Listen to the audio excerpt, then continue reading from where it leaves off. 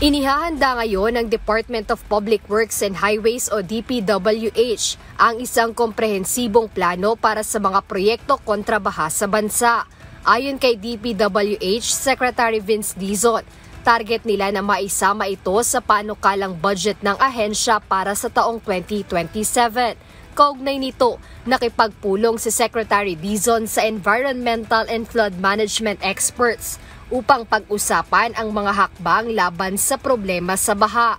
Ayon sa kalihim, bumuo ang DPWH ng isang technical working group kasama ang mga eksperto mula sa iba't ibang ahensya at institusyon para makapagtatag ng isang science-based flood control plan. They will come up with a initial plan.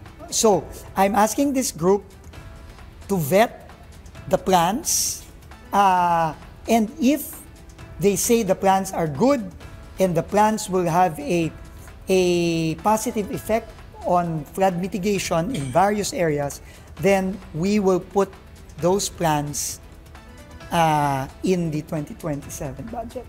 Kabilang sa mga inimbitahan ay sina Dr. Alfredo Mahar Francisco Lagmay, Executive Director ng University of the Philippines Nationwide Operational Assessment of Hazards o NOAA.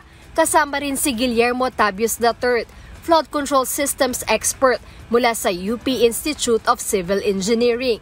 At si Undersecretary Carlo Primo David ng Department of Environment and Natural Resources o DENR.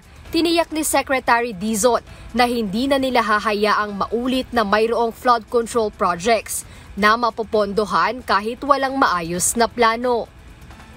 Ang objective namin lahat dun sa meeting na yan is planuhin na natin ng tama ang ating mga gagawing flood control. At sinabi ko sa kanila, hindi ako papayag na merong kahit na anong project, flood control project, na pumasok sa susunod na budget na walang plano at hindi kinlear nitong grupong ito. Sinasabi ko na yun ngayon. Pag walang papasok under my watch na flood control project local, na hindi sasabihin nitong group of experts na to na tama yan, okay yan, dapat gawin yan. Binigyang diin ni Secretary Vince na nais din nilang matiyak na pagdating ng taong 2027 at maibalik na ang mga locally funded flood control projects ay mayroon ng maayos at komprehensibong plano ang mga ito. Kaugnay nito, binanggit din ng kalihim na target nilang higpitan ang proseso ng procurement para sa mga nasabing proyekto. Ito ay upang matiyak na mapagkakatiwalaan at may magandang track record ang makakakuha at gagawa ng mga proyekto kontrabaha. Jedne Resina, UNTV News and Rescue. Diyos ang aming sandigan, serbisyo publiko ang aming pinahahalagahan.